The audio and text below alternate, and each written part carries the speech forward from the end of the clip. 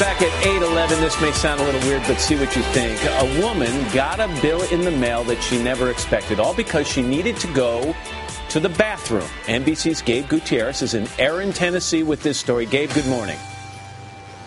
Matt, good morning. Well, this may have happened to you. You're out running errands, and all of a sudden you really need to find the restroom. So you slip into a coffee shop, a restaurant, you use the facilities, and then you leave. Well, one woman here says that happened to her, but she got quite a surprise.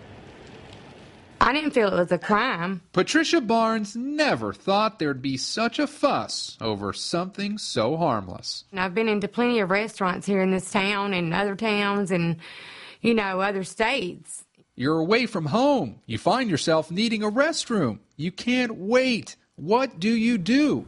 Barnes found a restaurant called The Flood Zone, went in and asked the employee behind the counter if she could use the facilities. She just said, sure. But then a few days later, Barnes got a handwritten note from the restaurant, a bill of sorts, saying she owed them $5.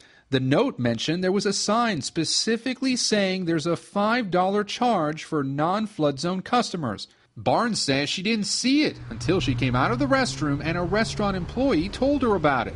She'd left without paying the $5. It was a little index card in the very bottom of the mirror, but I didn't look in the mirror at all that day.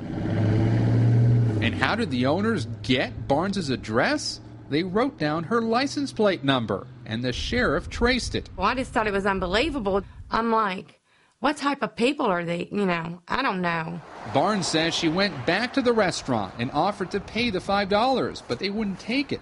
So she mailed them a certified money order, but it came back. The owner saying she didn't want the money. She was just trying to make a point. Apparently, she did. She really got her point across with me. Now, this is a mom-and-pop business. The husband said he didn't want to be interviewed on camera, but he told us that this was all about preventing customers from vandalizing the restaurant. He said this is not about the money. He says that all he wanted to do was protect the restaurant and keep the restaurant clean for his customers. Matt? All right, Gabe, thank you very much. I'm going to bring in acclaimed chef and restaurateur Bobby Flay. You've got quite a few restaurants. Give us your side of this before we weigh in. I think it's just totally ridiculous. If you're going to have a business, a public business, it's just part of doing business, and it's just goodwill.